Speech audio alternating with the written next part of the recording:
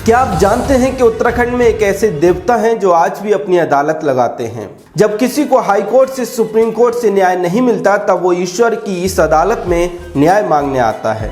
जब किसी के साथ कोई भी अन्याय होता है तब वो यहाँ न्याय के लिए आता है।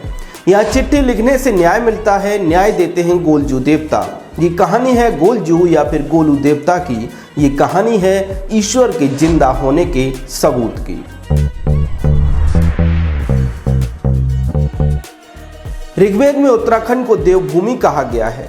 देवभूमि इसलिए क्योंकि हिंदू धर्म के देवी देवताओं को हिमालय की गोद में बसे इस क्षेत्र से अथाह प्यार मिला है। तमाम देवी देवताओं और ऋषियों के पवित्र तीर्थ स्थल और मंदिर यहाँ हैं। ऐसा ही एक मंदिर गोलू देवता या फिर गोलजू देवता का है। कुमाऊं में गोलजू देवता को घर घर में इष्ट देवता के रूप में पूजा जाता है। माना जाता है कि गोलजू भैरव यानी महादेव का अवतार है। गोलजू देवता को न्याय का देवता भी कहा जाता है। न्याय का देवता इसलिए क्योंकि गोलजू देवता के मंदिर में जो भी न्याय मांगने जाता है उसे न्याय जरूर मिलता है।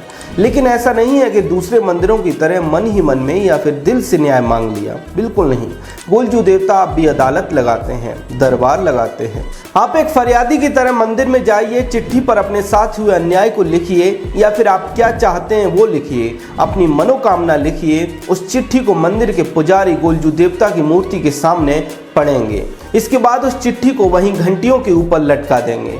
इसका अर्थ ये हुआ कि आपकी अपील, आपकी अर्जी न्याय के देवता तक पहुंच गई है। इसके बाद अपील करने वाला मंदिर से लौट जाता है और जब उसके साथ न्याय हो जाता है या फिर उसने चिट्ठी में अपनी जो मनोकामना लिखी थी वो पूर्ण हो जाती है, तब वो गोलजू देवता के मंदिर में दोबारा आता है और आस्था स्वरूप मंदिर में एक घंटी मानता है। गोलजू देवता का पूरा मंदिर घंटियों से भरा हुआ है। पूरे मंदिर परिसर में घंटियां ही घंटियां हैं। ये घंटियां इस बात के प्रतीक हैं कि गोलजू देवता ने लाखों करोड़ों लोगों के साथ न्याय किया है, उनकी अर्जी पर सुनवाई की है। आस्था ऐसी कि बहुत बड़ी संख्या में लोग सादा पेपर पर चिट्ठी नहीं लिखते बल्कि स्टाम्प पेपर पर चिट्ठी लिखते हैं और न्याय की गुहार लगाते हैं। जिन लोगों को अदालतों में न्याय नहीं मिल पाता वो भी देश विदेश से गोलजू देवता के दरबार में आकर न्याय मांगते हैं। वैसे तो उत्तराखंड में गोलजू देवता के कई मंदिर हैं, लेकिन चितई गोलू देवता का मंदिर बहुत लोकप्रिय है। सफ़ेद घोड़े पर सवार गोलजू देवता सफ़ेद पगड़ी बांधे हुए रहते हैं। गोलजू देवता को लेकर वैसे तो उत्तराखंड में कई कहानियां चलती हैं, जिनमें एक कहानी बहुत लोकप्रिय है। जनश्रुतियों के अनुसार कत्यूरी वंश के राजा झल राय की 7 रानियां थीं। 7 रानियों में से किसी भी रानी की कोई संतान नहीं थी। राजा इस बात से बहुत परेशान रहते थे। एक दिन राजा शिकार करने जंगल में गए, जहां उनकी मुलाकात रानी कलिका से हुई। राजा ने रानी कलिका से शादी कर ली और कुछ समय के बाद कलिका गर्भवती हो गई। ये देखकर राजा की 7 रानियों को जलन होने लगी। तो अब क्या हो, जलन तो बहुत बुरी चीज है। 7 रानियों ने इसी जलन के चक्कर में आकर दाई के साथ मिलकर एक षड्यंत्र रचा। जब रानी कलिका ने बच्चे को जन्म दिया तो 7 रानियों और दाई ने मिलकर बच्चे को वहां से हटाकर उसी जगह सिलवट्टे का एक पत्थर रख दिया। 7 रानियों ने मिलकर उस बच्चे को एक टोकरी में रखकर नदी में बहा दिया। टोकरी में बहता हुआ बच्चा एक मछुआरे को मिला। मछुआरे ने बच्चे का लालन पालन किया। बच्चा जब 8 साल का हुआ तो उसने अपने मछुआरे पिता से राजधानी चंपावत जाने की जिद की। मछुआरे पिता ने कहा कि वो चंपावत जाएगा कैसे, तो लड़के ने कहा कि आप मुझे बस एक घोड़ा दे दीजिए। पिता ने इसे मजाक समझा, लेकिन फिर भी उन्होंने एक लकड़ी का घोड़ा लड़के को लाकर दे दिया।